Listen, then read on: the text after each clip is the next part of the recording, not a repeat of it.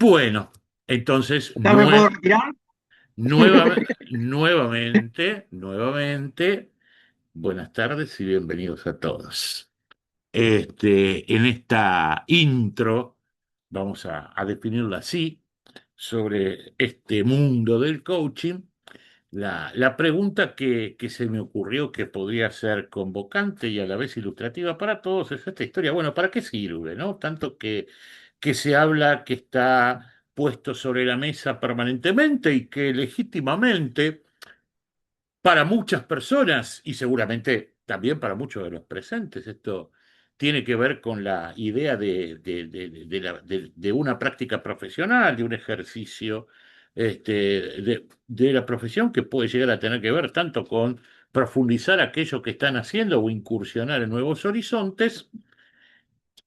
Yo como una primera aproximación digo, para mí el coaching tiene tres utilidades básicas para distintos tipos de necesidades y de personas, ¿no? Es decir, primero está lo que significa el coaching como servicio de acompañamiento, de estímulo del desarrollo personal y aquello que puede requerir cualquier consultante. Del otro lado del mostrador, quien ejerce el rol de coach, como lo decíamos recién, está explorando una faceta de un ejercicio profesional mucho más riguroso, por lo menos como lo enfoco yo, de lo que habitualmente parece en esas cuestiones que, como decíamos recién, a veces parecen estar tan de moda. Pero creo que también el coaching como herramienta es útil para aquel que tal vez nunca se le cruzó por la cabeza la idea de realizar esto como una práctica profesional, pero que en su desarrollo cotidiano tiene la responsabilidad de conducir y de interactuar con grupos y con equipos de trabajo.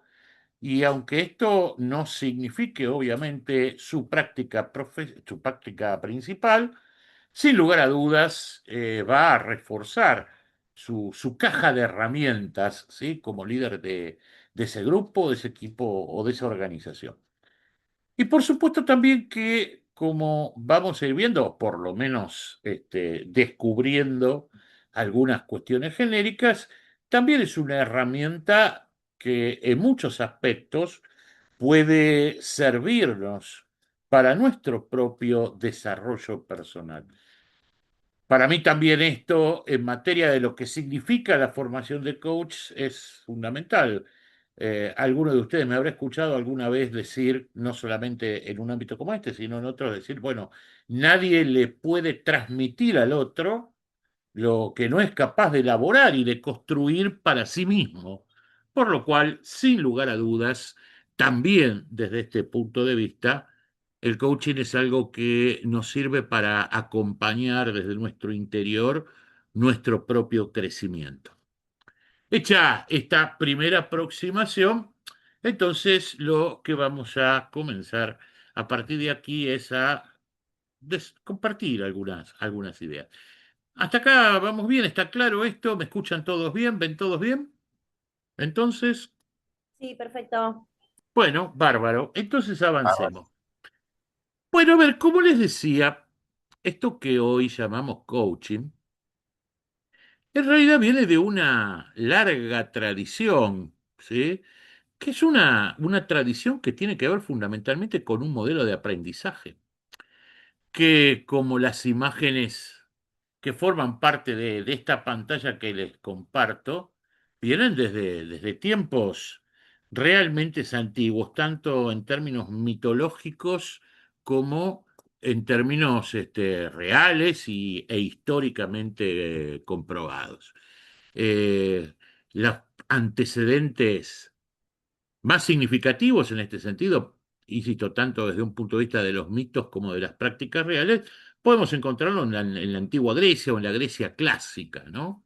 Desde repasando las distintas figuras, la mítica figura de el centauro Quirón, que era el encargado de formar a quienes iban a ser héroes, ¿sí? En la mitología clásica, hasta aspectos que han sido reflejados en la literatura épica, como la figura en la imagen que tenemos en la parte superior de este collage, en la parte superior derecha de este collage, la figura de mentor, ¿sí? Amigo de Odiseo, amigo de siempre de Odiseo, en aquel poema homérico, encargado de la formación del primogénito de Odiseo, Telémaco, durante la estadía del primero en la guerra de Troya, hasta, como les decía, cuestiones muy directamente ligadas a la historia documentada, como pasamos ahora al otro ángulo de la imagen, Aristóteles como tutor y guía de Alejandro de Macedonia, o la clásica formación de las escuelas aristotélicas, ¿sí? Que se apoyaban mucho en esta idea. ¿Por qué? Porque en definitiva, cuando hablamos del coaching como concepto, estamos hablando de guiar un proceso de aprendizaje que se realiza fundamentalmente uno a uno. Si bien existen prácticas de coaching que tienen que ver con lo colectivo, que tienen que ver sobre el trabajo en un equipo o en un grupo, en realidad el verdadero coaching se aplica uno a uno, ¿sí? Es un proceso de guía esencialmente individual.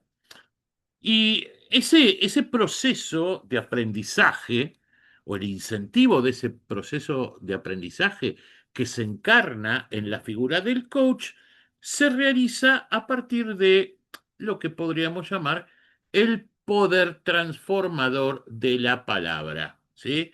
Y fundamentalmente, a partir de ello, la figura de el diálogo como espacio de aprendizaje. A propósito de la figura o de la idea o de la imagen que muchas veces podemos llegar a tener sobre lo que es un maestro, ¿sí? En un sentido amplio, enseñando, transmitiendo su saber, su experiencia, el coach no utiliza este mecanismo como recurso, más allá de que pueda llegar a tener o no ese conocimiento, la experiencia. El coach básicamente utiliza como incentivo de aprendizaje del otro el diálogo, la conversación. Un buen coach, permítame desde este punto de vista una primera y tal vez apresurada conclusión, ante todo es un excelente conversador. Y más allá de la sustancia que tenga esta definición, lo que hace en términos prácticos al desarrollo del coaching es la capacidad para conducir una conversación con un otro que le permita a ese otro encontrar mecanismos para su superación. A ver si quedó media rebuscada esta idea inicial. El coach utiliza la conversación como un mecanismo para que su interlocutor, su asistido, su consultante pueda encontrar los mecanismos para su propio desarrollo. Dicho más caseramente y en términos de barrio, yo no te bajo línea, no te digo lo que tenés que hacer, sino que utilizo el poder del diálogo para ayudarte a descubrirlo. ¿Soy claro en esta idea? ¿Sí? Sí, Marcelo, sí. tenés tu manito levantada.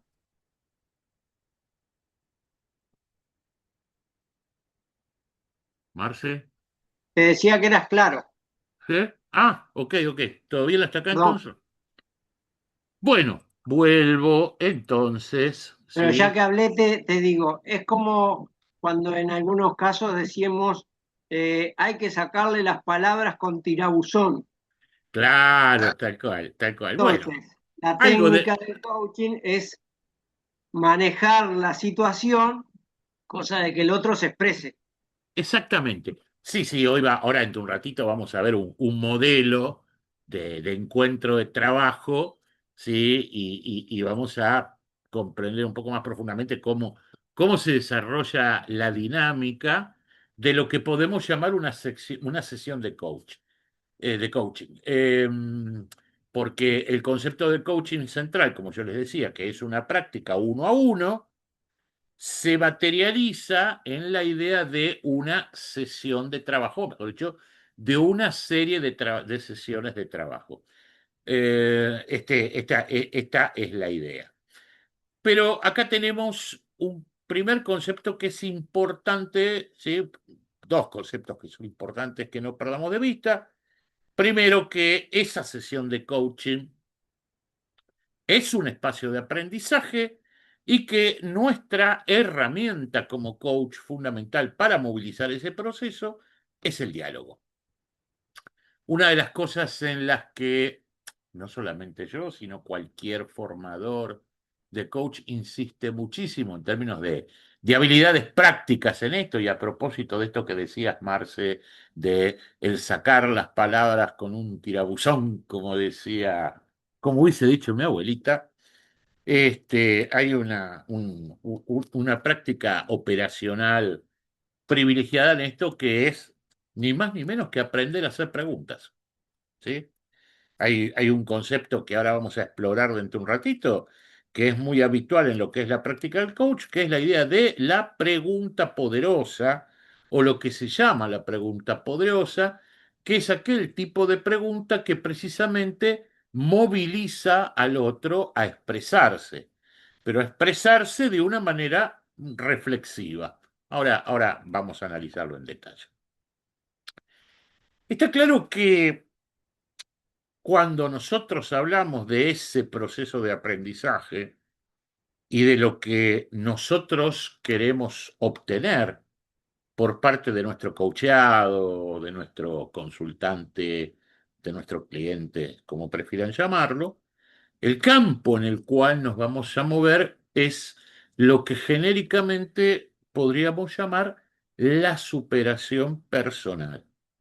Un proceso de coaching apunta a que la persona que es objeto de esa intervención, de esa práctica, pueda encontrar los mecanismos para crecer individualmente, para superarse individualmente. Vale sobre esto una aclaración, inclusive en términos de lo que es la práctica profesional en sí misma. Muchas veces el terreno de ejercicio de un coach se da en el marco de las organizaciones, ¿sí? O en el marco de algunas organizaciones, no sé, una empresa que contrata un servicio de coaching para algún ejecutivo o para algún integrante de su equipo de trabajo, algo que es harto común. Y lo que tenemos que tener en cuenta, siempre en este terreno, bueno, yo por lo menos pongo muchísimo énfasis en tener claro los marcos y los límites éticos de una práctica profesional como esta. Y uno de esos límites es que en realidad nuestro cliente, más allá de que nos contrate la empresa, es aquella persona a la que vamos a asistir. Y nuestro objetivo como coach es que esa persona se supere, ¿sí? Estas son cosas que a veces suenan feo cuando uno las plantea con la gente de la organización que nos contrata, no sé, con el gerente de recursos humanos de la empresa, pero la verdad que nuestra prioridad es que la persona concreta a la que estamos atendiendo pueda encontrar el camino para mejorar individualmente. Y a partir de esa mejora individual, en todo caso, contribuir mucho mejor a la empresa. Es difícil en esto vencer la tentación de manipular, en el sentido absoluto, literal del término, ¿sí? A la persona a la que estamos asistiendo para que responda a determinada pauta de comportamiento, para que se encuadre dentro de determinado momento, pero este no es el sentido de coach. Podemos hablar de otra práctica, podemos hablar de otros modelos de intervenciones, pero el sentido siempre de una buena práctica de coaching tiene que ver con el desarrollo personal de aquel al que estamos asistiendo. Cualquiera sea el alcance y la duración de esa intervención, siempre lo que tiene que quedar como resultado es que en aquellas cuestiones en las que estuvimos trabajando con nuestro asistido obtuvo una mejora personal. ¿Eh? Es mejor en sí mismo. Entonces, a propósito de esta cuestión de nuestro terreno, nuestro campo de acción, rastreemos un poquito el origen. ¿Sí? Yo les decía que en realidad este tipo de prácticas, este tipo de intervenciones dialógicas, sería la forma técnica de caracterizarlas. ¿Sí? Este tipo de intervenciones dialógicas tienen su origen en la Grecia clásica, tienen su origen en la filosofía clásica y más bien en el pensamiento de este señor cuyo simbólico dibujo tenemos en pantalla, que nunca escribió nada, pero presumiblemente a propósito de la voz de sus discípulos más famosos, creó toda una escuela de pensamiento. Bueno, para que no lo tienen del todo identificado, se supone que el señor que protagoniza esta ilustración es Sócrates.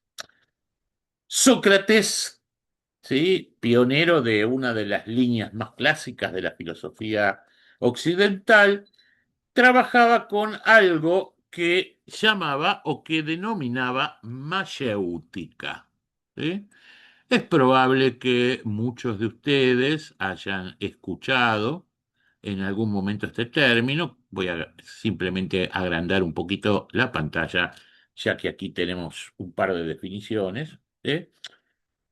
La mayéutica es lo que caracteriza a lo que llamamos habitualmente el método socrático. ¿Sí?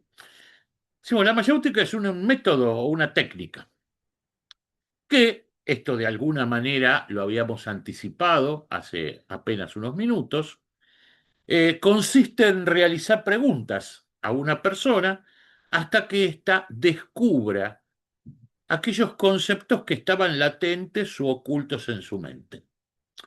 Eh, Por supuesto que en la práctica real no es tan lineal el ejercicio de esto, porque si no, estaríamos no hablando de una conversación, sino de un interrogatorio, pero la lógica pura de esto que llamamos mayéutica es: yo te voy generando preguntas abiertas generalmente para que vos vayas, como decíamos hoy con Marcelo, hablando, expresándote, pero a partir de ello revisando tus propios modelos mentales. Y cada pregunta que yo te hago a partir de tus expresiones tiende a ir un poquito más allá en empujarte a esa búsqueda interior. ¿Por qué? ¿Qué es lo que planteaba Sócrates sobre esto? Que esto que llamamos la técnica de la mayéutica presupone que la verdad, lo que podríamos llamar verdad, es algo que se encuentra oculto en la mente de cada persona. Es decir, que cada uno de nosotros, en términos de lo que es su historia de vida, la construcción de sus experiencias, tiene en su propio interior las respuestas a aquellas cuestiones que le son más acuciantes, que le son más traumáticas, que se consideran sus principales obstáculos, que no dependen de la información que otro les suministre, sino que dependen de la propia reflexión. Después yo les voy a mostrar un pequeño abanico de cuestiones que son las que surgen habitualmente cuando uno realiza una intervención de coaching, y van a ver que hay una conexión muy directa en esto. Y entonces, a partir de la dialéctica, ¿sí? Decían los socráticos, es el propio individuo el que va desarrollando sus propios conceptos a partir de las respuestas. Simplemente como anécdota, eh, esta palabra mayéutica está de alguna manera relacionada con lo que era la profesión de la madre de Sócrates. Y Sócrates lo había tomado como una metáfora, porque no recuerdo ahora exactamente cómo se construye la etimología de la mayéutica, pero básicamente La madre de Sócrates era partera. La palabra mayéutica viene de esta idea del parto. Entonces Sócrates lo utilizaba como metáfora y decía, en realidad, mi madre no es quien da a luz. A luz solamente puede dar la parturienta. Mi madre lo que hace es ayuda a dar a luz. Y algunos miles de años después, sigue siendo interesante esta metáfora en términos de esto que estamos diciendo que tiene que ver con la práctica del coaching.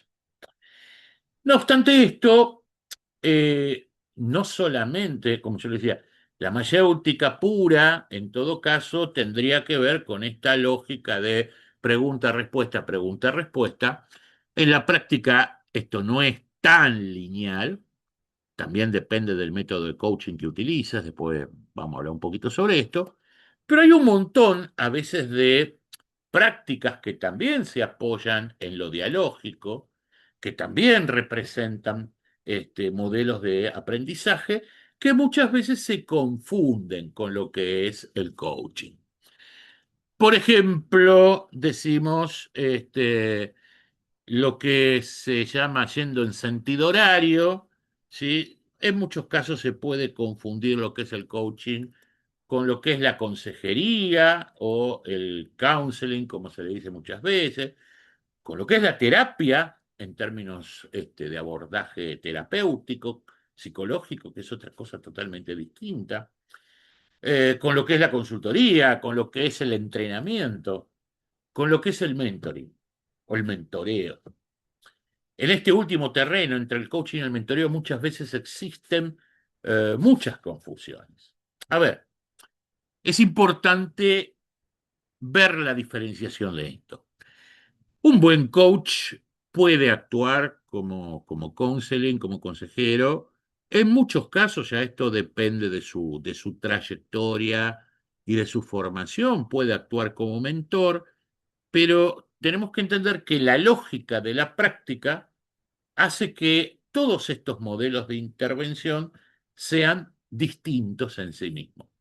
Y esto es como en muchas otras ocasiones, cuando uno comienza a transitar por el uso de determinadas técnicas o por el uso de determinado arte, si lo quieren, es importante entender qué es lo que uno está haciendo. ¿Sí? Como yo les digo, de pronto una intervención de un coach puede derivar otra cosa, pero cuando nosotros vamos a formarnos como coach, entendamos cuál es la lógica de la práctica. Miren, los invito a que analicemos juntos este gráfico,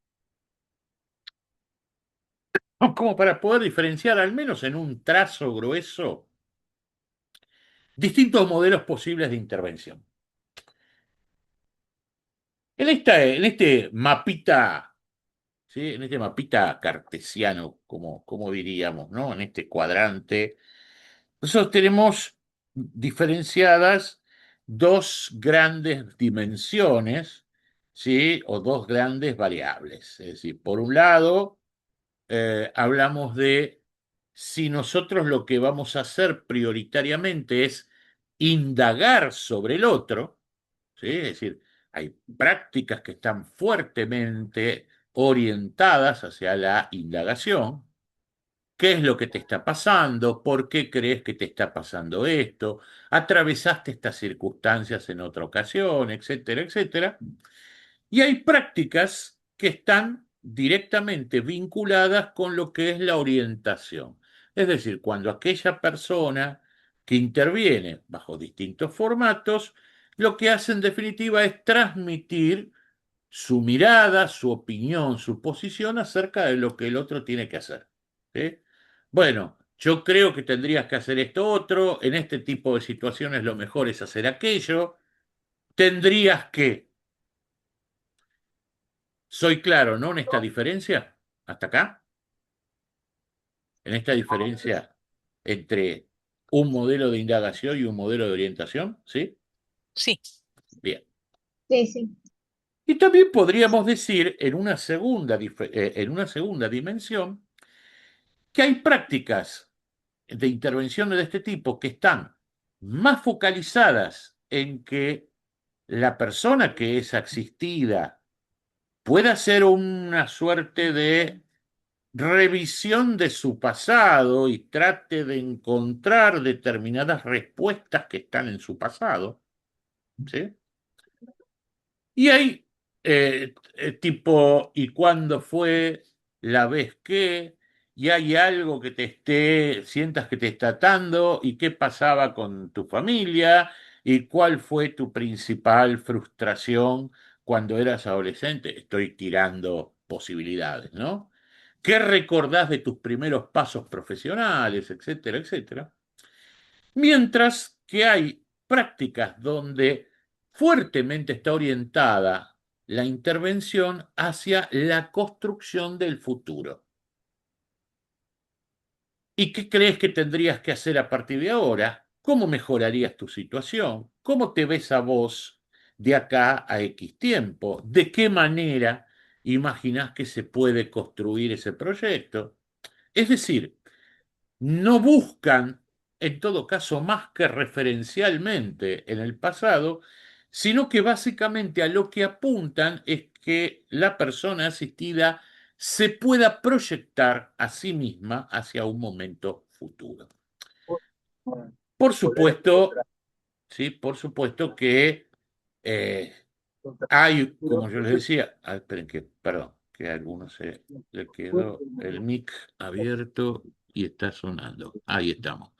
Este, por supuesto, como yo les decía, que muchas veces no son divisiones tajantes y hay un tránsito que puede darse de una hacia la otra, pero sí en términos de qué es lo que prevalece, los roles son muy claros. Como ustedes ven, a propósito de distintos modelos de los que hablábamos recién, si nosotros tuviésemos que categorizar el coaching dentro de este mapa, diríamos que claramente es un modelo de intervención que se basa en la indagación, que se basa, como decíamos hoy, en la pregunta, en lo interrogativo, y que fundamentalmente trabaja sobre la proyección a futuro de la persona que es objeto de esa asistencia, de esa ayuda.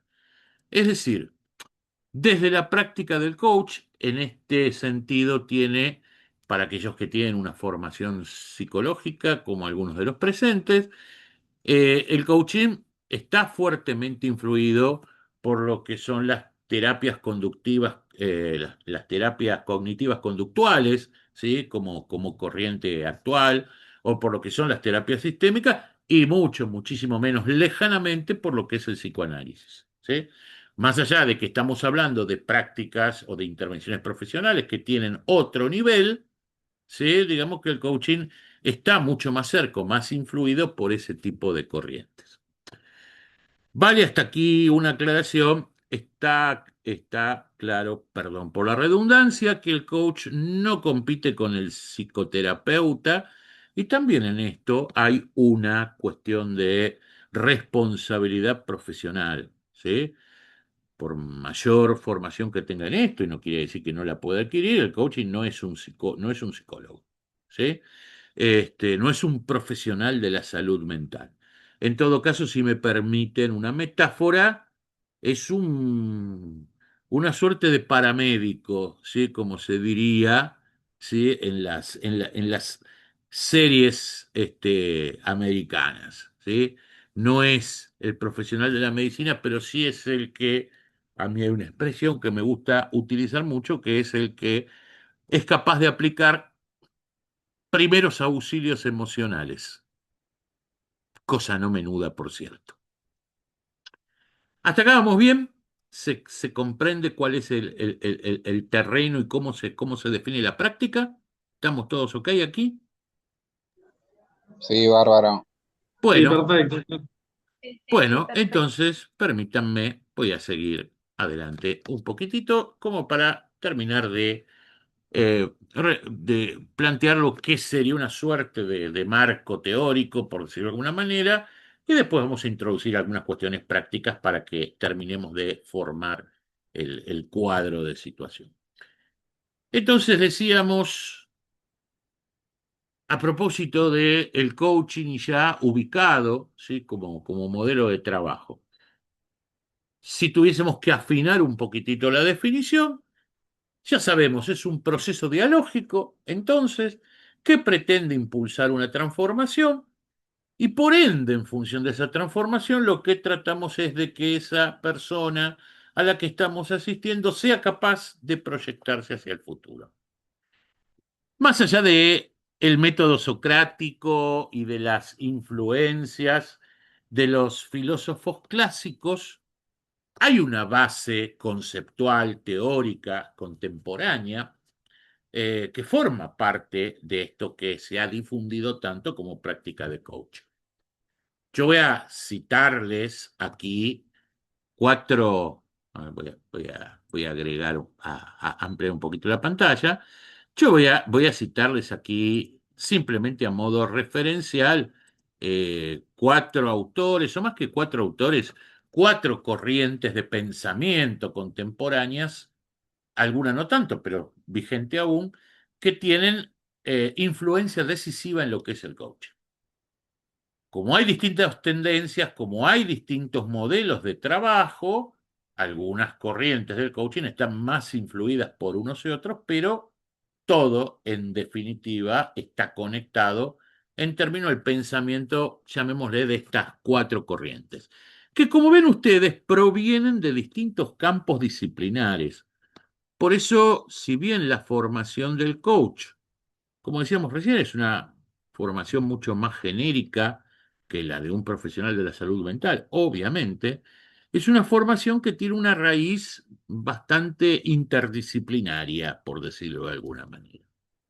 Pero, ¿cuáles son los pilares, ¿sí?, del coaching? Por un lado hay una corriente que es una corriente originada a principios de los años 80, medianos de los años 80, es decir, hace unos 40 y pico de años, cosa que para una corriente disciplinar es como decir que está en plena adolescencia, que es lo que se conoce como psicología positiva. El principal referente de la escuela es un psicólogo canadiense llamado Martin Seligman. La psicología positiva básicamente para simplificarlo, porque no es el sentido de este encuentro una clase teórica sobre esto, en algún momento la podremos tener. El sentido de la psicología positiva es decir que el estado de ánimo de una persona, o dicho en otras palabras, la forma en la que una persona maneja sus estados anímicos y puede lidiar con sus emociones negativas, de alguna manera es lo que construye sus decisiones y por ende el futuro. Sin ser absolutamente, sin que esto implique ser ingenuo, el pensamiento positivo es un elemento fundamental en términos de la construcción de nuestros logros, porque es lo que nos permite vencer, como decía recién, las emociones negativas y acelerar los tránsitos por las situaciones de duelo por las que inevitablemente todos pasamos. Este es uno de los puntales teóricos, ¿sí? La psicología positiva. Ayudar, si lo queremos llevar a la práctica del coach y a lo que es la relación o el vínculo a construir con nuestro asistido, ayudar a que nuestro asistido piense en positivo. Por eso también una de las vertientes en términos formativos del coach es, sin dejar de lado su rol, digamos, ¿no?, como movilizador de la reflexión, es poder entender mapas motivacionales y poder articular en ese diálogo determinados resortes motivacionales para impulsar una mirada positiva por parte de quien esté recibiendo la asistencia. Otra corriente importante en cuanto a influencia en esto, en realidad es una corriente de filosofía contemporánea, no tiene nombre concreto, pero sí que su principal exponente también es un americano que se llama Lou Marinoff, ¿Qué es lo que rescata? Y a propósito de esto que decíamos recién, de la diferencia entre un coach y un profesional de la salud mental, ¿qué es lo que se rescata siempre del pensamiento de Marinov?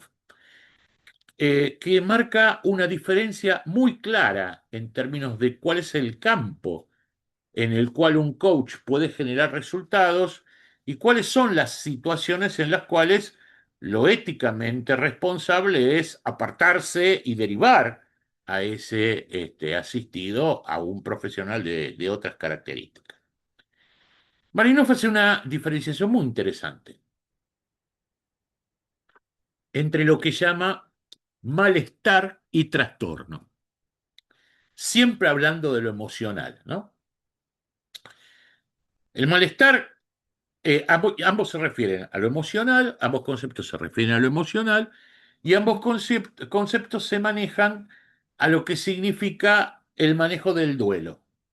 El duelo como sensación de pérdida, el duelo como sensación de desarraigo, el duelo como confusión extrema, el duelo como situación en la que nos sentimos estancados y absolutamente faltos de camino. Hay muchas formas en las que podríamos definir técnicamente el duelo. Permítanme que lo haga desde el punto de vista de un lenguaje corriente. Nuestra vida está atravesada por permanentes duelos, de distinta índole y de distinta profundidad. El duelo puede ir desde cosas que tal vez en algún momento son importantes, pero que a la larga parecen ser triviales, como el hecho, no sé, de dar mal un examen para que el que estudia, o en un determinado momento perder una oportunidad, ¿sí? Perder una oportunidad de empleo, o cosas que pueden ser más heavies, como perder un empleo o sentirse frustrado profesionalmente a determinada altura de la vida, a cosas mucho más pesadas como una ruptura afectiva importante o sencillamente la pérdida física, ¿sí? De alguna persona cercana. Todo ese tipo de situaciones, más todas las que podríamos derivar de este tipo de situaciones y de conceptos, representan lo que habitualmente llamamos el duelo. A ver, esperen, porque a alguien también le quedó abierto. Ahí estamos. Representa lo que llamamos el duelo. El duelo es algo natural en la esencia humana y en el devenir de la vida. El duelo tiene que ver con un factor que es constitutivo del ser humano, que es la conciencia. Desde que tenemos conciencia, estamos expuestos permanentemente al duelo. La sensación fundamental del duelo, la emoción que priva en el duelo, hay algo que tampoco vale la pena que lo enfoquemos ahora, que es cómo se desarrolla normalmente el ciclo de un duelo, pero básicamente la emoción que domina el duelo es la tristeza, ¿sí? En un sentido literal de lo que esto significa. Cuando atravesamos una situación de duelo estamos tristes, poquito tristes, más o menos tristes, muy tristes o tristísimos, pero tristes. La tristeza en un determinado momento, esto es lo que han podido, la persistencia de la tristeza, esto es lo que han podido inclusive fundamentar desde un punto de vista neurobiológico las actuales corrientes de pensamiento también transdisciplinares. La persistencia de la tristeza genera desequilibrios químicos, ¿sí? En nuestro cerebro, y esto deriva en cuadros patológicos que habitualmente caracterizamos como depresivos, ¿sí? También hay muchas variedades en torno a esto, no, permítanme que lo simplifique.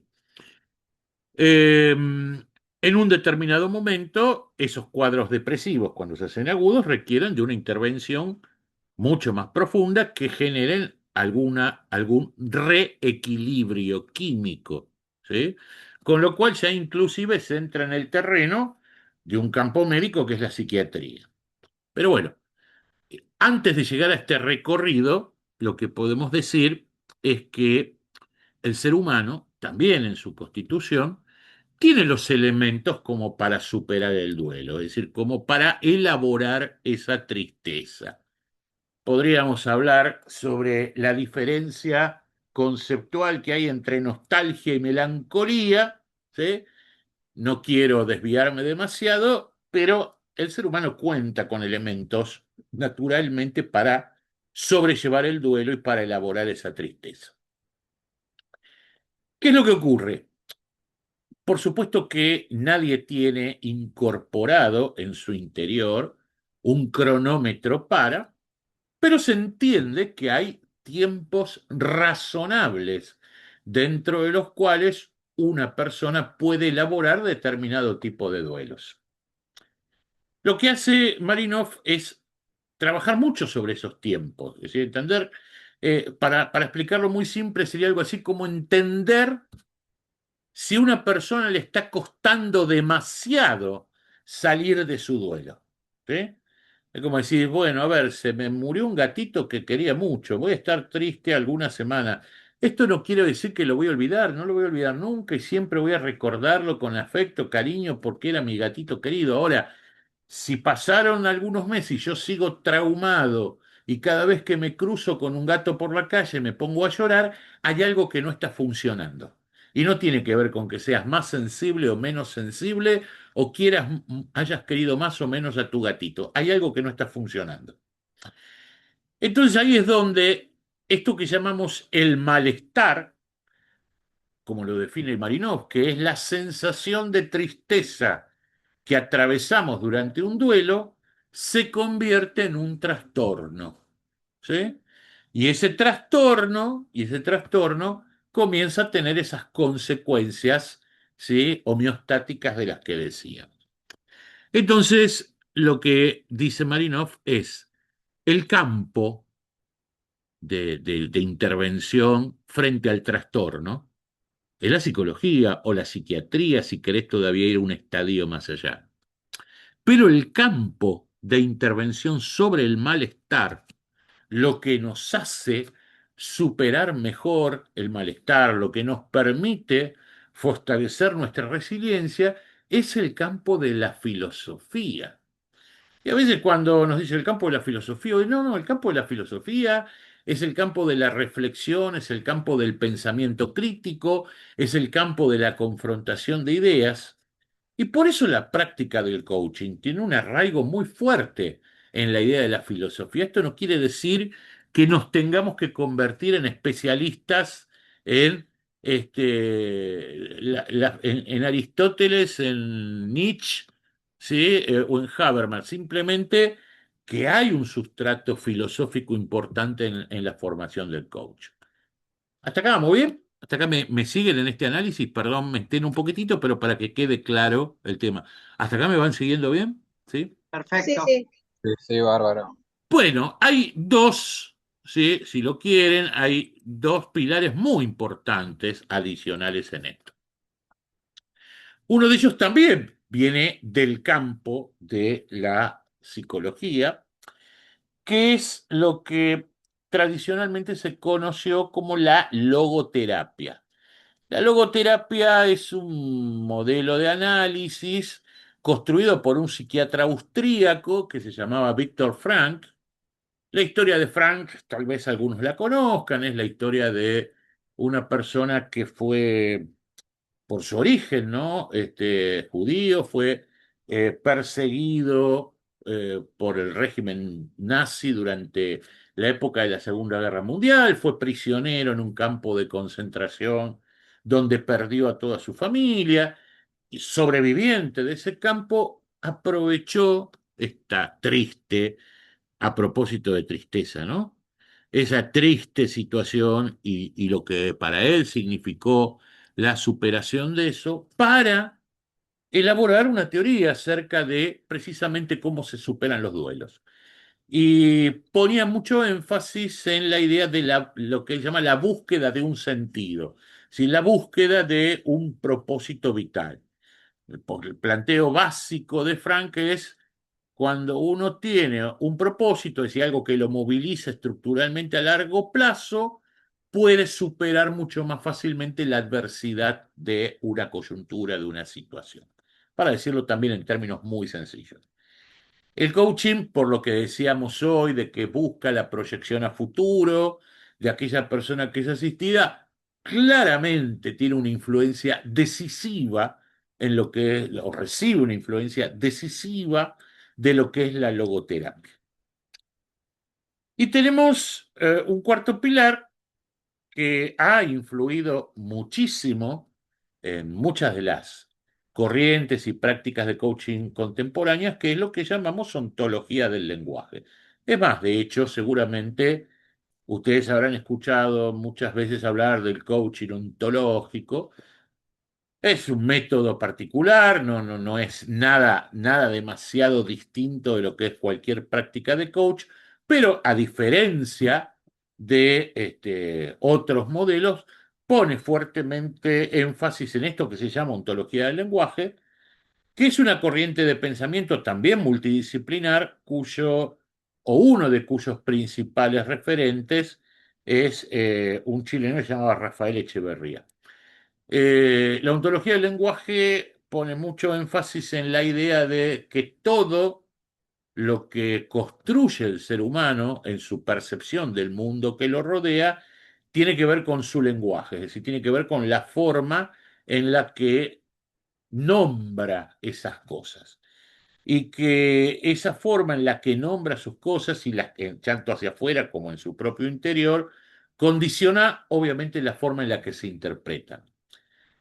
Conclusión, cuando alguien ve determinado tipo de situaciones y sufre con ellas, si somos capaces de transformar el lenguaje de esa persona en términos de cómo las nombra, también cambia su percepción y por ende el impacto que de ellas recibe. Esto es lo que también, explicado muy sencillitamente, representa la ontología del lenguaje. ¿Se comprende esta idea más o menos? ¿Sí? Como yo les decía, hay distintos modelos de coach que ponen más énfasis en uno u otro. Eh, Nuestra corriente, o la corriente que sigo yo y que siguen muchas de las personas con las que trabajamos en este terreno, por ahí están más influidas por la logoterapia o por esta idea de Marinov, de la idea de la filosofía, y otras corrientes que, como les decía recién, están más influidas por el coaching ontológico, por la ontología del lenguaje, pero en definitiva lo plantees como lo plantees, estas cuatro columnas o estas cuatro verticales que señalamos acá están siempre presentes en cualquier enfoque. Lo que pueden variar en todo caso son los énfasis de una u otra. El trabajo del coach, algo hemos anticipado sobre esto, pero en definitiva, como para darle un giro final a esto, normalmente trabaja sobre tres dimensiones. Es decir, yo tengo ahí sentado frente a mí a quien voy a asistir, aquel que voy a guiar, y más allá de la puntualidad de las problemáticas que se planteen, en sí siempre voy a estar trabajando sobre tres grandes terrenos. Recuerden, decíamos, hablábamos del aprendizaje, hablábamos de ayudar al otro en su superación personal. ¿En qué campos? ¿En qué terrenos? Primero, en todo aquello que llamamos el dominio personal y derivado con esto sus creencias. ¿Sí? Una buena parte de esa reflexión que vamos a movilizar con nuestra práctica como coach tiene que ver con que la otra persona pueda revisar sus creencias y entender cómo las mismas están condicionando su accionar. Y a partir de ahí poder dominarlas. A la vez de dominar también, como decíamos hoy, sus emociones negativas. Un segundo campo de trabajo es el campo de la disciplina personal y los hábitos. Muchas personas no son capaces de concretar sus objetivos, sus proyectos, más allá de su motivación, por falta de disciplina. Y la base de una cuestión de disciplina es aprender a construir hábitos. Este es otro terreno donde se trabaja muchísimo desde el coach. Y el tercer terreno, suena un poquito más complejo, pero también es bastante claro en su identificación, es todo lo que llamamos la metacognición, que no es otra cosa que decir las formas de aprendizaje que tiene esa persona. Cuando uno, bueno, por lo menos nosotros en nuestra escuela lo hacemos así, cuando uno empieza a formarse como coach, lo primero que recibe son los conceptos generales o las bases conceptuales generales de estos tres campos. ¿Sí? Es cómo funciona el universo de creencias de una persona, cómo trabajar para que la persona pueda identificarlas, cómo funciona la construcción de hábitos y de qué manera podemos reconocer nuestros modelos de aprendizaje. ¿Por qué primero en una formación se aborda esto?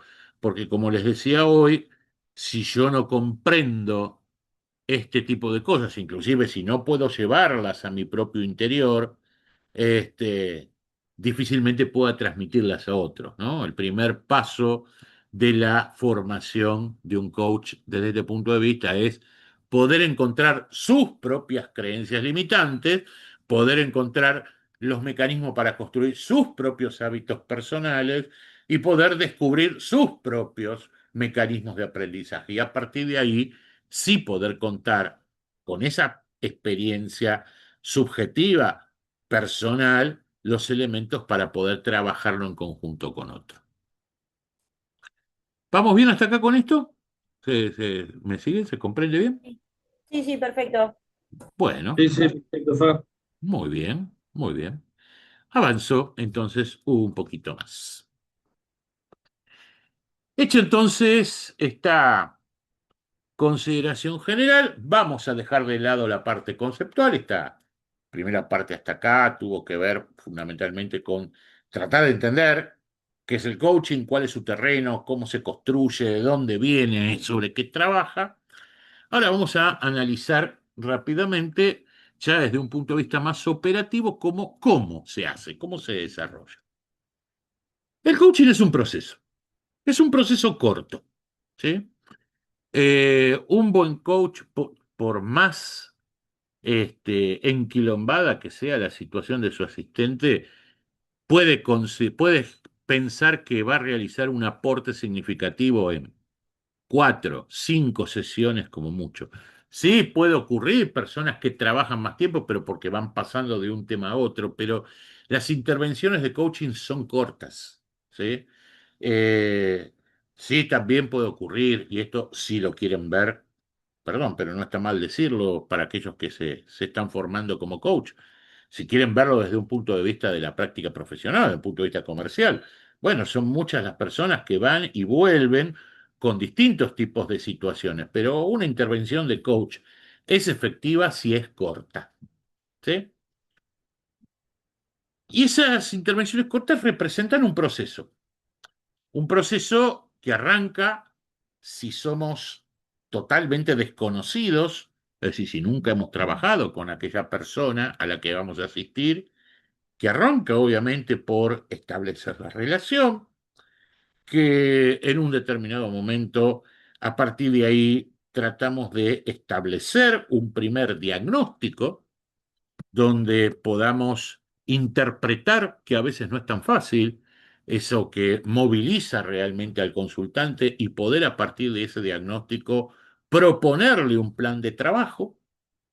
Luego vienen estas sesiones, que yo les digo, esta secuencia de sesiones, ahora vamos a ver cuál es el modelo básico de una sesión, y en todo caso, si la complejidad de la situación lo amerita, establecer una serie de mecanismos de monitoreos, refuerzos, ¿sí? Que se van produciendo. Pero, como yo le digo, todo el proceso debería ser lo suficientemente corto y focalizado como para poder generar resultados que sean perceptibles y claros. En este sentido, si bien, como yo les dije, son planos absolutamente distintos de intervención, si fuéramos a hacer un parámetro con terapias de raíz psicológica, se encuentra mucho más esa relación que les decía hoy entre las terapias cognitivo-conductuales o sistémicas respecto a lo que es el tradicional psicoanálisis, ¿sí? Eh, Salvo, insisto, que sea un encadenamiento de temas, es impensable la idea de que un coach pueda estar, no sé, años trabajando con una persona como habitualmente. O sea, no es el sentido de la práctica y no es, por supuesto, tampoco el tipo de modelo de intervención que se trata de llevar adelante.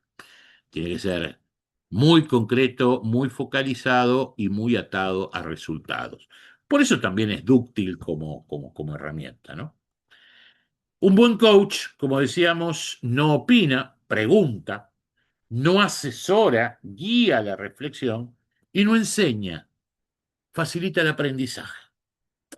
Esto no quiere decir que en un determinado momento no pueda aparecer una opinión personal, pero generalmente en procesos que ya están elaborados, ya cuando se está llegando al final de un proceso. Esto no quiere decir que en un momento no pueda, si es su campo, ¿sí? Generar algún tipo de asesoramiento, pero ya es algo que está por afuera del coaching. Y esto no quiere decir que en un determinado momento, si tiene el recorrido y si tiene la experiencia, no pueda compartir una experiencia y de alguna manera enseñar. Pero nada de esto forma parte de lo que es la práctica central del coaching. Como yo les dije en un principio, acá hay un término crítico y central que es el de lo que se llama la pregunta poderosa. Bueno, yo a algunos de ustedes hace no mucho les había compartido una guía, para aquellos que están en nuestro programa de formación, les había compartido toda una guía de posibles preguntas que por supuesto puede enriquecerse mucho más, ¿sí? Pero hay preguntas clásicas en torno a este tipo de cuestiones que son las que habitualmente llamamos las preguntas poderosas. Preguntas poderosas, y vuelvo nuevamente a esta maravillosa metáfora que daba Marcelo hoy cuando estábamos empezando y hablaba esto de sacarle las cosas con tirabuzón. Las preguntas poderosas se definen como aquellas que movilizan a que la persona se exprese libremente, que la persona hable, y que a partir de ir hablando pueda ir generando su propio marco reflexivo. ¿Sí? Esto lo dijimos ya un par de veces. Por ende se dice que una pregunta poderosa, y cuando yo les decía, el coach tiene que aprender ante todo a ser un gran conversador, voy un poquito más allá, el coach tiene que aprender a ser un gran preguntador. Por eso probablemente, también en términos de otra de las utilidades de las que les hablaba hoy, formarse como coach también sirve para manejar un montón de situaciones que hacen a las relaciones humanas, desde la conducción de un equipo de trabajo, la mediación en un conflicto, porque siempre la pregunta, o a veces cuestiones puramente comerciales, ¿sí? Si me permiten lo que para algunos puede sonar una banalidad, para mí no lo es, pero un buen vendedor, por ejemplo, ante todo es un gran preguntador, ¿sí? Y muchas de las cuestiones que tienen que ver con la formación de un coach colaboran en esto. Pero una pregunta poderosa, o lo que llamamos habitualmente una pregunta poderosa, básicamente tiene tres componentes. Primero, es una pregunta a desarrollar, es decir, no es una pregunta que obliga a aquel que la recibe a contar cosas, a romper con las expresiones monosilábicas, ¿sí? A prolongar su discurso. Por ende, es una pregunta abierta, no es una pregunta que se pueda resolver en términos de un sí, no o más o menos.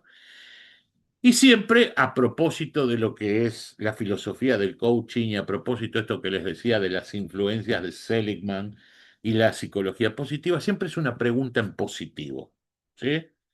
Siempre es una pregunta que apunta a que la persona que la recibe, como diríamos también en términos populares, de alguna manera se ve obligada a ver el vaso lleno, ¿sí? El vaso medio lleno en una situación.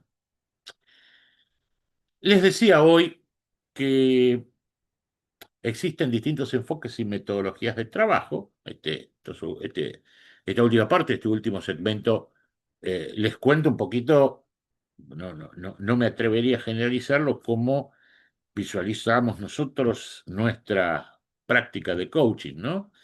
Nosotros trabajamos con un modelo de coaching que es muy utilizado, que es lo que llamamos el coaching situacional, proyectivo y proactivo, ¿sí? O como muchas veces lo expreso caseramente, el SCP, el SPP. ¿De dónde surge esto? Esto surge de cómo son las grandes etapas de progreso que tiene que tener el asistido, que tiene que tener la persona que recurre a nosotros. Cuando nosotros encaramos el proceso de coaching, fundamentalmente sus sesiones de trabajo, siempre arrancamos por la idea de lo situacional.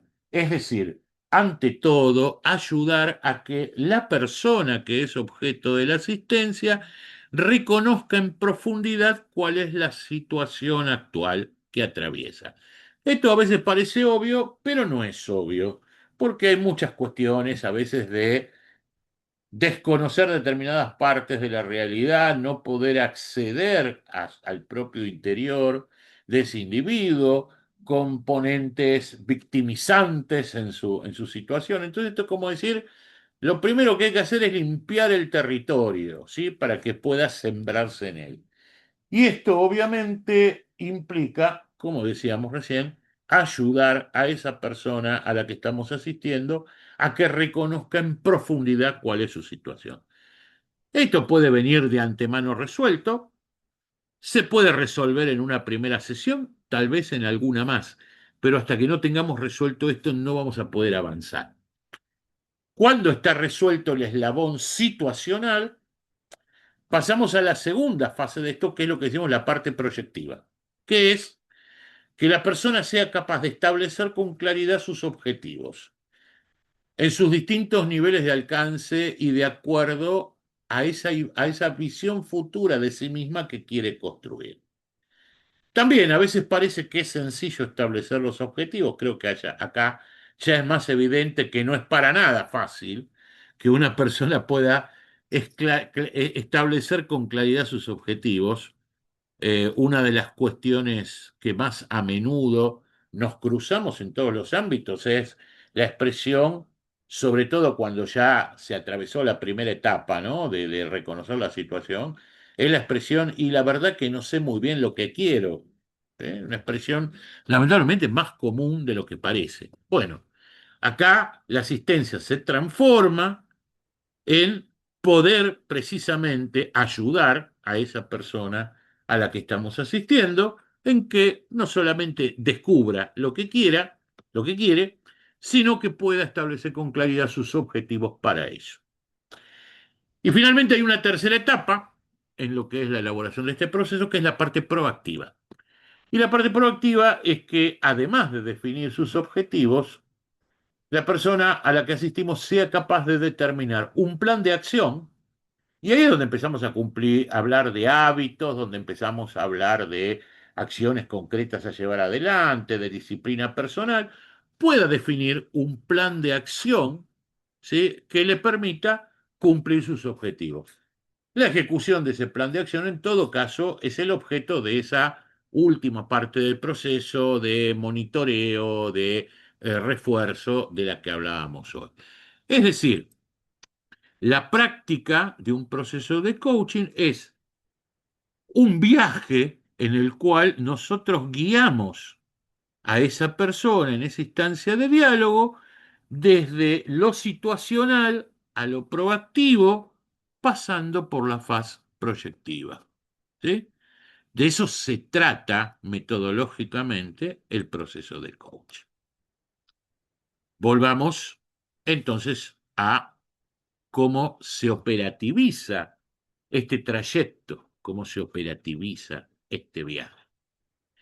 ¿Cómo es una entrevista o la sesión que decíamos? Miren, por supuesto que esto puede variar, no es un esquema rígido, pero en general la lógica de una sesión, desde un punto de vista también bien operativo, las sesiones tienden a tener una duración que pueden ir entre los 45 minutos y la hora y moneditas, ¿no? No mucho menos, salvo una sesión inicial de prediagnóstico que generalmente se hace, y no mucho más, ¿sí? Porque se distorsiona por completo la idea de que haya un objetivo concreto. Siempre toda sesión obviamente arranca con una introducción. Si se trata de una primera sesión, esa introducción se hace como para terminar de romper el hielo, por decirlo de alguna manera, en la relación. Si es una sesión que ya viene de una secuencia, así que ya tenemos encuentros anteriores, lo que habitualmente ocurre es que hacemos una suerte de recuperación de lo que ya pasó. Si quedó algún tipo de compromiso pendiente, checamos, ¿sí?, hasta dónde se pudo avanzar en eso. Y se establece un marco de referencia. El marco de referencia es, a propósito de lo que hablábamos recién, en qué etapa del proceso estamos, ¿sí? Volver a comunicar, a interactuar con el asistente en términos de en qué etapa del proceso estamos, qué hemos recorrido hasta acá y qué nos queda por recorrer de acuerdo al plan de trabajo que nos hemos puesto. Si se trata de una primera sesión, obviamente será la revisión de ese plan de trabajo que proponemos a partir del diagnóstico que hemos hecho. Luego de eso, lo que habitualmente ocurre es que establecemos de común acuerdo, consensuamos con el asistido los objetivos concretos que queremos de esa sesión. Es decir, ¿qué queremos que pase? ¿Cuál es la expectativa acerca de lo que queremos que pase cuando haya transcurrido esa sesión que hemos inaugurado? A partir de ahí viene la dinámica propia, ¿sí? Las preguntas situacionales, orientativas, generativas, son distintos tipos de preguntas que tampoco da este espacio como para que lo desmenucemos ahora. Y hay algo que también incorpora nuestro método de trabajo, que es que tratamos de que siempre el asistido quede, como digo yo habitualmente, a pesar de que me odien por esto, con una tarea para el hogar, ¿sí? Es decir, que haya algo, ¿sí?, que haya algo que tenga que hacer, porque esto va a ir movilizando su fase proactiva, ¿sí? La idea de que le quede algún ejercicio, de que quede algún recurso complementario, ¿sí? Ahora les voy a hacer un breve comentario sobre esto, sobre el cual pueda trabajar fuera de la sesión. En general, muchos coaches planifican los procesos con reuniones semanales o con frecuencia semanal. Yo digo, hacerlo más intenso desde ya que no tiene sentido, ¿sí? No tiene sentido, se distorsiona por completo el proceso. Pero sí veo muchos colegas en esto que dicen, bueno, nos juntamos todos los miércoles a tal hora, durante un mes, 2 meses, lo que dure la intervención. A mí me parece, a mí en lo personal me parece que no es lo más efectivo, ¿sí? Me parece que sujeto a las posibilidades de agenda, ¿sí?, de cada, tanto del coach como del asistido, me parece que lo más sano, si realmente queremos que se involucre, es espaciar un poquito más las sesiones, puede ser cada 10 días, puede ser cada 2 semanas, pero sí que entre ese bloque entre sesión y sesión quede algo para hacer, quede algo que el asistido tenga que hacer por sí mismo. Me parece que esto es una cuestión fundamental en términos de ir gestando, ¿sí?, ese espíritu proactivo. En esto seguramente tenemos algunas diferencias con otros modelos de trabajo que adoptan un rol más pasivo, que le dan al consultante un rol más pasivo, más centrado en esta idea más centrado en esta idea de la reflexión, y que yo, que por supuesto que está muy bueno, y en definitiva es la base, ¿sí?, del tema coaching, pero nosotros queremos entrenar tempranamente o tratamos de buscar un entrenamiento temprano en esto de la proactividad, porque es lo que en definitiva va a permitir verificar si se obtienen o no los resultados que se propusieron. Por eso se utiliza, generalmente sobre el final de las sesiones, esta idea de la obtención del compromiso. Y finalmente, perdón, de los recursos complementarios. Y luego lo que se trata que de la misma manera que se estableció un objetivo para la sesión en sí, de la misma manera que hay una propuesta de ejercicio, el consultante adquiere un compromiso concreto sobre eso. Ese compromiso puede ser tal día voy a hacer tal cosa, tal día te mando esto, tal día te mando lo otro, y tenemos que monitorear eso, porque nuevamente tiene que ver con el compromiso proactivo y que realmente podamos ir construyendo algo que garantice los resultados. En general, cuando se lleva adelante el proceso de formación de un coach, una vez que se construye esa base conceptual que decíamos, bueno, por lo menos lo manejamos así nosotros en nuestro programa formativo, una vez que se construye esa base teórica inicial sobre el tema de la conciencia emocional, la autonomía, los hábitos, lo que les decía hace un rato, lo que inmediatamente se empieza a hacer es a tomar esta estructura posible después de que se trabajó un poquito sobre el tema de las preguntas y de las actitudes conversacionales, como se dice muchas veces. Lo que hacemos, tomamos este modelo de sesión y lo empezamos a desagregar en partes, ¿no? Y ir tratando en forma absolutamente heurística que el futuro coach vaya aprendiendo a manejar cada uno de estos aspectos de la sesión, por supuesto los aspectos centrales. Y vaya construyendo su laboratorio. Todo coach tiene un laboratorio. ¿Y el laboratorio qué es? ¿Qué le llamo? Simbólicamente el laboratorio del coach.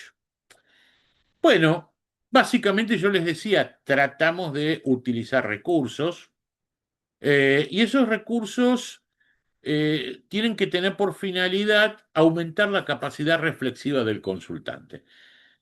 ¿Por qué decimos laboratorio? Porque acá hay mucha experimentación. Nosotros tenemos construida desde nuestra experiencia en la práctica un arsenal importante, por llamarlo así, de recursos que, por supuesto, compartimos siempre con aquellas personas que vamos formando, pero siempre los incentivamos a que busquen sus propios recursos y que experimenten con eso, y por eso la idea del laboratorio, ¿no? Pero los recursos básicamente pueden ser historias que movilicen la reflexión, cuentos, fábulas, anécdotas personales, pero que en un determinado momento pongan, ¿sí?, el foco del consultante en algún tipo de situación que los saque, ¿sí?, del encierro de su propia rumiación. A veces esto se puede lograr con metáforas, con analogías, con etimologías. A veces se puede introducir cápsulas teóricas, a pesar, como decíamos hoy, de que no es el sentido puro del coaching, tampoco es una herejía en un determinado momento poder introducir algún tipo de concepto teórico que pueda ayudar el pensamiento del asistido. Y siempre la idea de que queden ejercicios a realizar, o ejercicios que a veces se pueden desarrollar in situ o que a veces pueden quedar para la posesión. En esto siempre hay también un importante arsenal de recursos, de cosas que tienen que ver con tablas, autotest, modelos algorítmicos para completar, inclusive hay algunas herramientas tecnológicas que a veces utilizan que ayudan al autorresponsive, con lo cual hay una base. Pero, insisto, lo importante en esto, y como digo en general, el mejor recurso siempre es el que a vos te sirva, ¿sí? Por lo cual, más allá de que cuando uno empieza en esto, como en cualquier cosa, siempre toma prestadas aquellas cosas que ya están probadas, la maestría la vas a ir alcanzando en la medida que vayas creando y asimilando tus propios recursos. ¿Hasta acá estamos bien con esto? ¿Sí? Sí, perfecto. Bueno, vuelvo para este último segmentito a la pregunta del origen. Les conté un poquito de qué se trataba conceptualmente el coaching como práctica, como intervención. Les conté un poco en términos prácticos cómo se desarrolla un proceso de coaching. Ahora quiero volver, en este último ratito que compartamos, quiero volver al origen, quiero volver a la idea de, sí, bueno, pero en definitiva, ¿a quién le sirve esto? En general, y esto por supuesto no es algo cerrado, sino simplemente, diríamos en términos estadísticos, son las frecuencias de mayor acumulación. Debo también en esto decir que nosotros trabajamos fundamentalmente sobre lo que es coaching ejecutivo y personal, pero la mayor frecuencia, la mayor distribución de frecuencias en esto se concentra en problemas tales como estos. El coaching es muy efectivo, ¿sí? Es una herramienta poderosísima para ayudar a las personas que en un determinado momento le cuesta proyectarse a futuro, le cuesta proyectarse a futuro. El coaching puede ser muy útil cuando a alguna persona le cuesta establecer metas, que decíamos que es un tema muy común, cuando se encuentra en situación en la que afronta una baja satisfacción laboral, o le falta motivación, o le falta disciplina para ejecutar sus proyectos. En muchos casos también cuando le cuesta llevar adelante o tiene problemas con determinado tipo de relaciones en el ámbito en el que se mueve, que puede ser laboral, profesional, pero que también puede ser su ámbito social. Cuando le cuesta dominar sus emociones negativas, y también un tema lamentablemente bastante común cuando está con la autoestima baja. Insisto, esto no es absolutamente taxativo, no quiere decir que solamente estos sean los casos, ni quiere decir que no haya un montón de casos que puedan ser útiles, pero yo les diría, en función de experiencia, que, no sé, 7 de cada 10 personas que recurren, y no solamente que recurren, sino que aprovechan en serio un servicio el servicio de un coach, están encuadradas en algunos o varias de estas situaciones. Esto también es algo que lo tenemos que tener en cuenta desde el punto de vista, por un lado, del perfeccionamiento de nuestra práctica y por otro lado también desde el punto de vista de aquel que, como decíamos hoy, con absoluta transparencia, toma esto como parte de su ejercicio profesional o como parte de su práctica, de lo que quiere que sea su actividad laboral, también es una cosa que tenemos que tener clara al momento de pensar quién puede ser nuestro cliente y a quién realmente podemos ayudar. Como les decía hoy, la formación del coach, vuelvo también rápidamente en el repaso de esto, la formación del coach es una formación genérica, pero bastante interdisciplinar. Yo digo, si repaso en mente aquellos factores sobre los cuales nosotros más trabajamos cuando nos proponemos formar coach, decimos, bueno, el tema de la gestión de las emociones es un pilar fundamental. Esta idea de la filosofía de la superación, como les decía hoy, Marinov, logoterapia, la idea más práctico aún, de lo que significa la comunicación eficaz y los recursos conversacionales, lenguaje asertivo, escucha activa, lo que es entender los modelos de aprendizaje significativo, por supuesto también la organización y la disciplina personal, insisto, nadie le puede transmitir a otro lo que no tiene para sí, y un poco resumiendo todo esto, todo lo que en sí es la metodología de intervención, tal como se los definió hoy. Si tuviese que escribir en este momento, como diríamos en la facultad o en la escuela o en el instituto, el programa D, y seguramente el programa D va a tener estas bolillas, ¿sí?, metidas adentro. La pregunta final que siempre hago en esto es, bueno, ¿por qué formarse como coach? De alguna manera también en esto vuelvo al principio, y es lo primero que les dije. Estoy buscando, me sirve formarme como coach si estoy buscando una profesión que por un lado la puedo desempeñar en forma autónoma y que por otro lado también puede complementar otros campos de desempeño, ¿sí? Nosotros trabajamos con muchos profesionales independientes de distintas disciplinas que en un determinado momento dicen, che, me parece piola ofrecerle esto a mis clientes, tal vez en el campo propio en el que me desempeño, pero la metodología me sirve. Si quieren que sea absolutamente carnal, adicionalmente es es una profesión que tiene una expectativa de rentabilidad importante, como todo. Esto no quiere decir que te vas a hacer rico, ¿sí? Siendo coach, pero imagínate, como yo te digo, con un cliente ya pagaste el costo de la formación, en promedio, ¿sí? En promedio lo que hoy se cobra con un cliente en un proceso típico ya pagaste el costo de la formación. A partir de ahí, como diríamos, recuerdo mi esencia de origen como economista, ¿sí? A partir de ahí todo es ganancia, ¿sí? Eh, por supuesto, como también les dije al principio, nunca perdamos de vista que aunque nunca, ¿sí? Se me ocurre, ¿sí? Que aunque nunca se me ocurra trabajar como coach independiente, de todas maneras, desde el momento que tenga la responsabilidad de llevar adelante un equipo, un grupo humano, va a fortalecer mi práctica de liderazgo. Y si no quiero hacer nada de esto, en definitiva, lo que pueda adquirir me va a servir para trabajar sobre mí mismo y sobre mi propio desarrollo.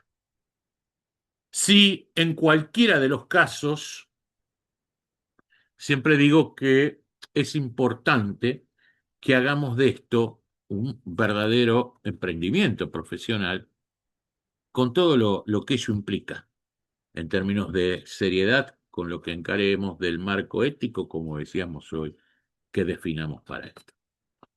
¿Estamos bien hasta acá con esto?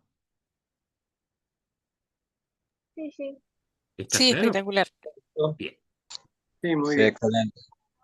Bueno, entonces, jóvenes, y ya para ir cerrando, a propósito de esto que les decía hoy de los recursos, porque el tiempo se nos ha esfumado, pero a propósito de esto que decíamos de los recursos y de ayudarla a movilizar ese proceso reflexivo, permítanme que como cierre, por lo menos por mi parte, como yo les dije, estoy después a disposición para charlar lo que quieran.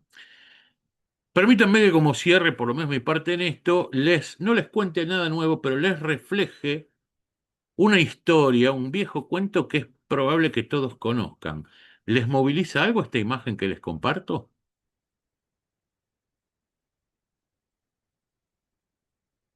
Che, no tuvieron infancia. Sí, un poco. ¿Cómo es, Vicky? Me gusta mucho. A mí por lo menos el Mago de Oz me gusta mucho Ah, no por lo que es en sí la historia original, sino por los retellings que vinieron después ah. que uno tiene acceso de grande. Bueno, el dibujo este es toma un viejo cuento, ¿sí? El dibujo es una imagen de una animación, como bien decía Vicky, de un viejo cuento que es El Mago de Oz.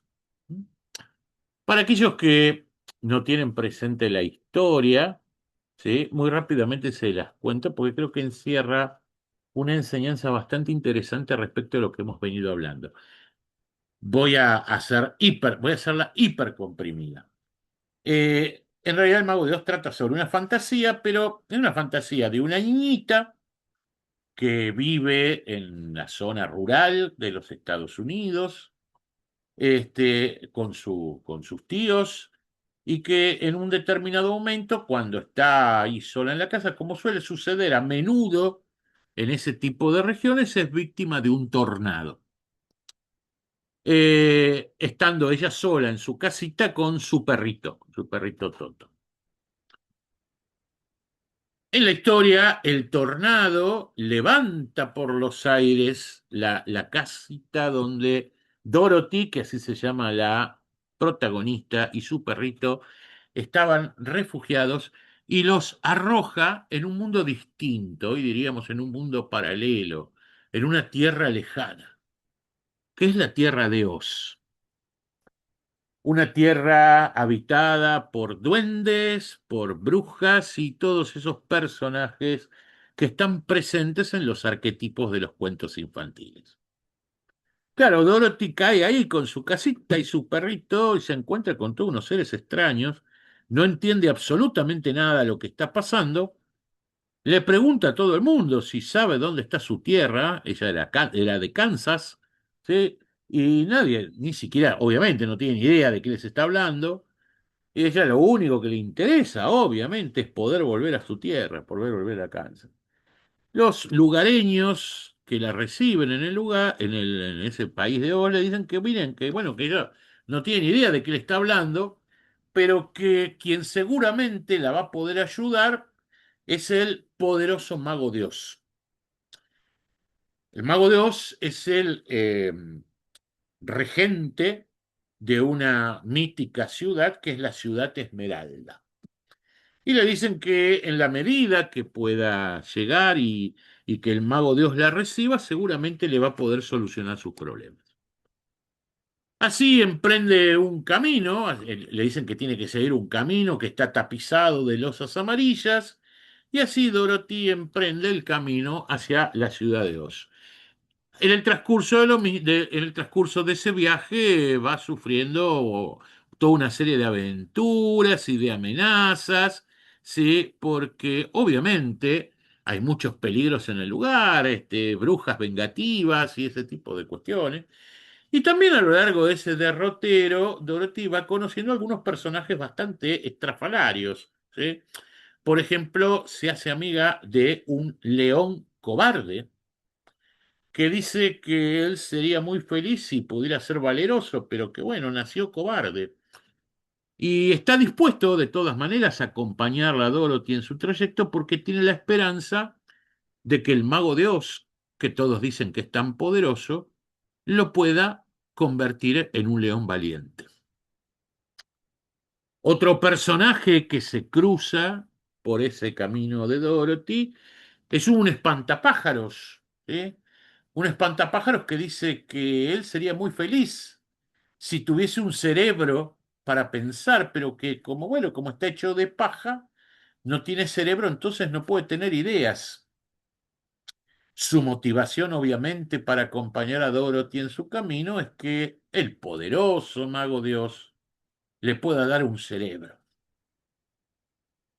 Y encuentra también un hombre de hojalata, un leñador hecho de hojalata, que le dice a Dorothy que él sería muy feliz si pudiese tener un corazón para poder sentir, para poder tener emociones, pero que claro, como está hecho de lata, no tiene. Y por supuesto que también se suma la travesía con la esperanza de que el mago de Oz le pueda conceder ese don que busca. Luego de atravesar un montón de aventuras, finalmente llegan a la ciudad de Esmeralda y finalmente consiguen que el mago Dios los reciba. Pero ahí se llevan un gran chasco, que resulta que en realidad el mago Dios, el mentado y poderoso mago Dios, era un embustero. No era otra cosa que también un viajero perdido, como Dorothy, que como era un artista circense, un prestidigitador, circense había utilizado sus artes sencillamente para engañar a los pobladores y que estos lo idolatraran, pero magia no tenía ninguna. Obviamente, al descubrir esto, todos nuestros amigos caen presa de una gran desazón, ¿no? Porque después de haber superado tantos obstáculos, se encontraban con esto. Pero a pesar de ser un embustero en torno al poder de su magia, el mago de Oz, ¿sí? Resulta ser un tipo bastante sabio. Entonces, ante las preocupaciones que le manifestaban los viajeros, primero toma un papel, dibuja, ¿sí? Un león todo crispado y con uñas y le dice al león, mírate en este papel porque cuando te mires en esta imagen te vas a convertir en valiente. El león mira el papel y dice, uy, sí, ya siento la valentía que me inunda. Luego agarra otra hoja de papel, dibuja, ¿sí? Un cerebro y le dice al espantapájaros, bueno, acá tenés tu cerebro. Y el espantapájaro mete el dibujo con el cerebro debajo de su gorro y dice, uy, siento que vienen a mí todas las ideas, por fin puedo pensar. más o menos repite lo mismo, dibuja un corazón en el papel, se lo entrega al hombre de hojalata, que lo guarda dentro de su armadura y dice: ahora sí puedo sentir. Caramba, qué historia, ¿no?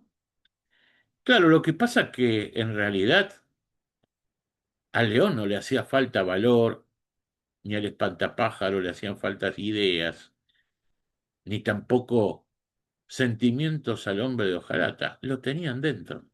Solamente tenían que descubrirlo. Solamente tenían que convencerse de. Cuando repasamos el camino transcurrido, el camino recorrido, en todas esas aventuras que atravesaron, casualmente, el más valiente era el león, el más ingenioso era el espantapájaro, el más generoso, el más bondadoso era el hombre de lata.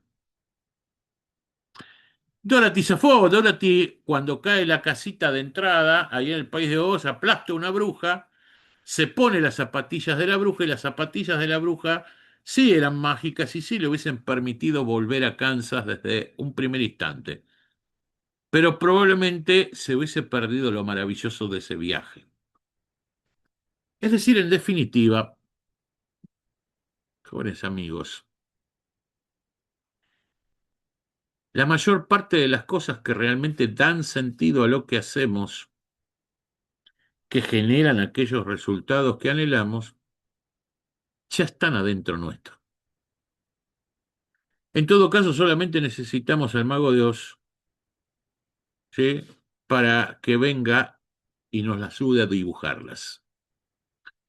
El coach es el mago de Oz. Así bueno, a todos los que estamos trabajando, ya saben, bienvenidos a esta mágica, ¿sí?, profesión. Y bueno, a todos los que nos han acompañado entonces en este encuentro, por supuesto también mi agradecimiento por haber compartido este espacio, y espero que estas cuestiones que hemos compartido, más allá de darle un marco de referencia para aquellos que quieren seguirse formando en la disciplina, por lo menos hayan servido para despejar esas dudas y tener, como decíamos, un poquito más claro en qué estamos trabajando y de qué hablamos cuando hablamos del coaching. Sí, Marcelo, contanos. Yo anoté dos preguntas a lo largo de la exposición, Dale, vamos con ellas. que capaz que se resuelven en una sola respuesta. Una era que el primer consultante era el propio coach, Sí, algo obviamente, que obviamente. dijiste de la caja de herramientas y eso. Y Absolutamente. después, si todo coach es para un consultante y viceversa, y todo consultante para un coach. Yo te diría, Marce, que esto, como todo, también tiene que ver, a ver, siendo una cuestión más amplia, como el mismo liderazgo, también tiene que ver con el progreso que uno va haciendo. A veces te hago este paralelo con el liderazgo porque con vos lo hemos charlado alguna vez, ¿no? A veces cuando uno comienza a desplegar su potencial como líder, funciona muy bien en un grupo y no tan bien en otro. Pero esto no quiere decir que no tenga que ver con el progreso, y en un determinado momento esa misma persona adquiere las competencias situacionales que le permiten desempeñarse con eficacia en cualquier grupo. Con el coach es más o menos lo mismo. Eh, Recordemos primero sí el tema de este universo, como digo yo, estadísticamente de frecuencias, de cuáles son los problemas comunes, ¿sí?, que habitualmente, en los cuales habitualmente interviene un coach.